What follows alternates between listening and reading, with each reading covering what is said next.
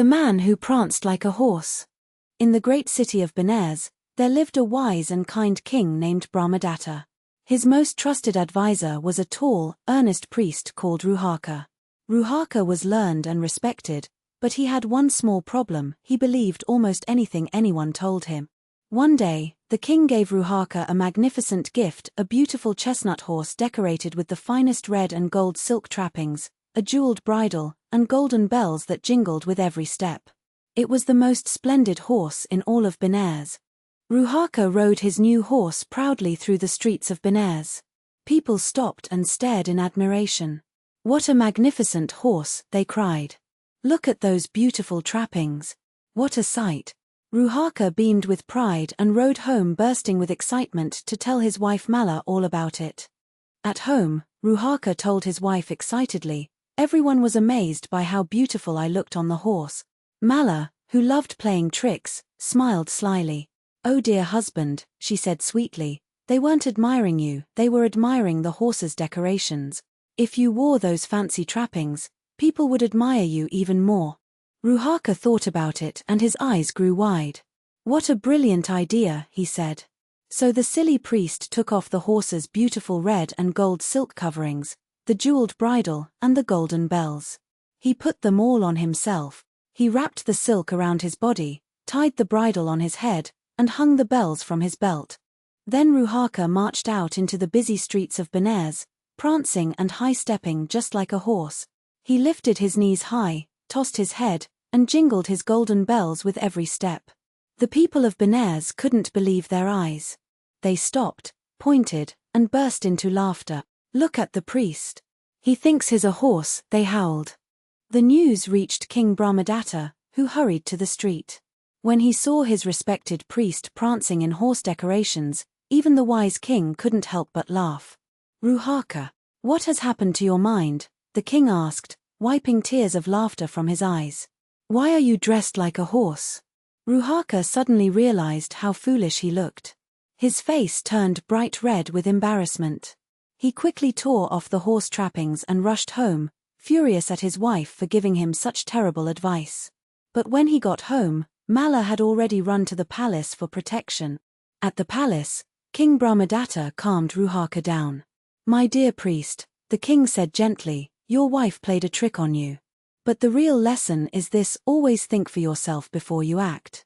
Even the wisest person becomes foolish when they follow bad advice without thinking. A horse's beauty is the horse's own, you cannot make it yours by wearing its clothes." From that day on, Ruhaka learned to always think carefully before acting. He returned the horse's trappings where they belonged, on the horse. And whenever anyone gave him advice, he would pause and ask himself, "Does this really make sense?" The people of Benares never forgot the day the priest pranced like a horse, and the story was told for ages as a reminder to always think before you leap.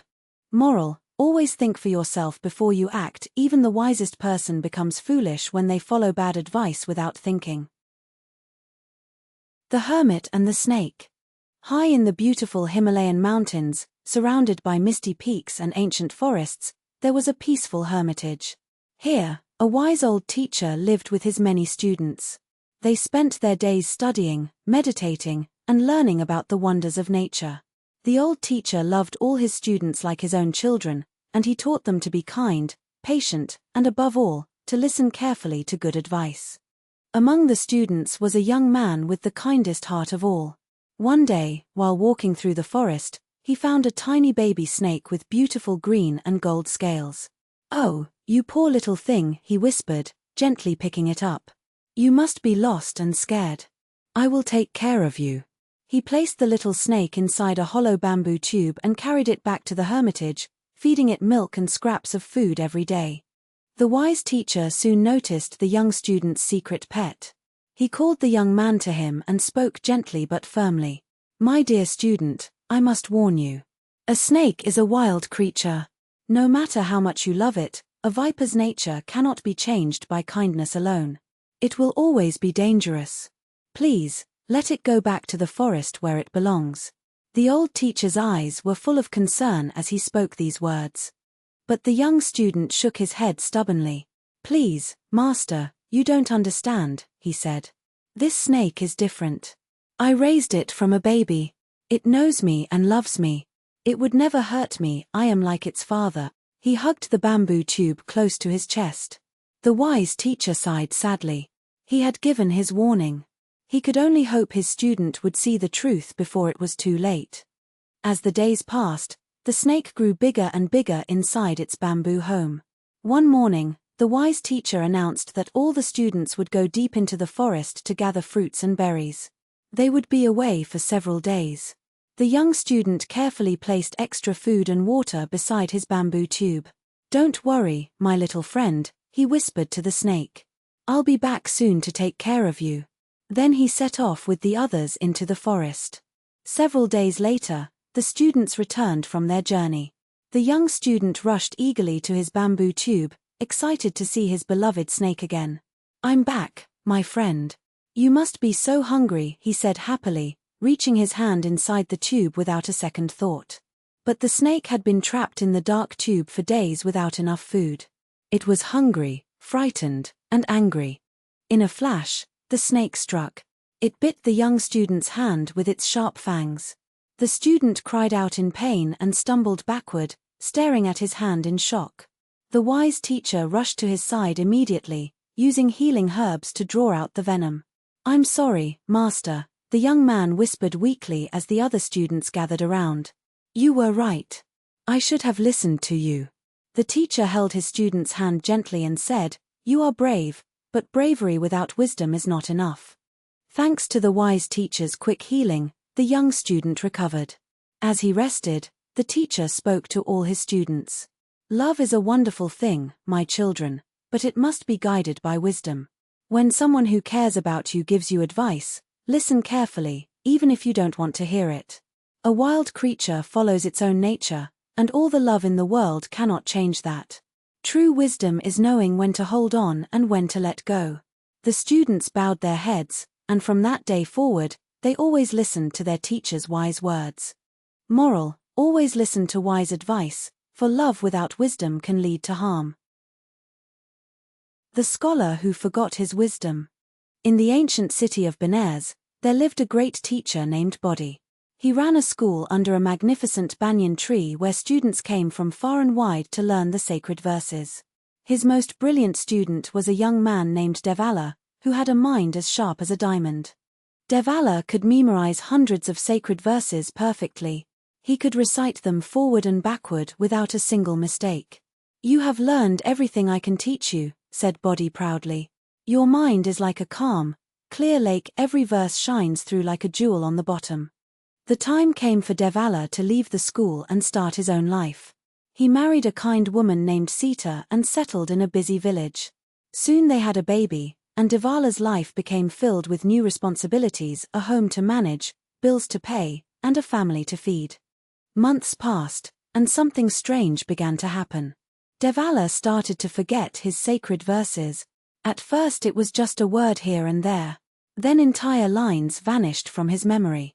No matter how hard he tried, the verses that once flowed from him like a river now stumbled and stopped like a broken cart. Devala was heartbroken. "How can this be?" he cried. "I was the best student in the whole school. I knew every verse by heart."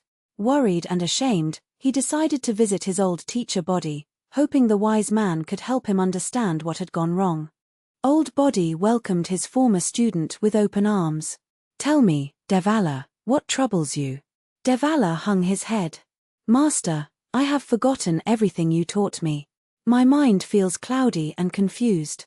The verses that once shone in my mind like stars have all gone dark." Bodhi smiled gently and led Devala to a nearby pond. "Look into this water," he said. The pond was murky and disturbed. Weeds, mud, and debris swirled through it. "Can you see the bottom?" asked Bodhi. "No, master," said Devala. "The water is too muddy." "Exactly," said Bodhi. "This is what your mind looks like now." Then Bodhi led Devala to another pond nearby. This one was perfectly still and crystal clear. Beautiful pebbles and shining stones were visible at the very bottom. "Now look here," said Bodhi. "Can you see the jewels at the bottom?" Devala gasped.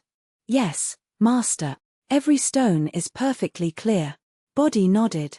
This is what a peaceful mind looks like. Your wisdom is still inside you, Devala, said Body. But your mind has become like that muddy pond stirred up by too many worries and distractions. When the mind is restless, knowledge cannot shine through. You must find stillness again. Take time each day to sit quietly, breathe deeply, and let your thoughts settle. Devala followed his teacher's advice. Each day he sat quietly under a tree, calming his restless thoughts. Slowly, like mud settling in still water, his mind became clear again. One by one, the sacred verses returned to him, shining brighter than ever. Devala had learned the most important lesson of all: a calm mind is the greatest treasure. Moral: a calm, clear mind is the greatest treasure. When the mind is at peace, wisdom shines through.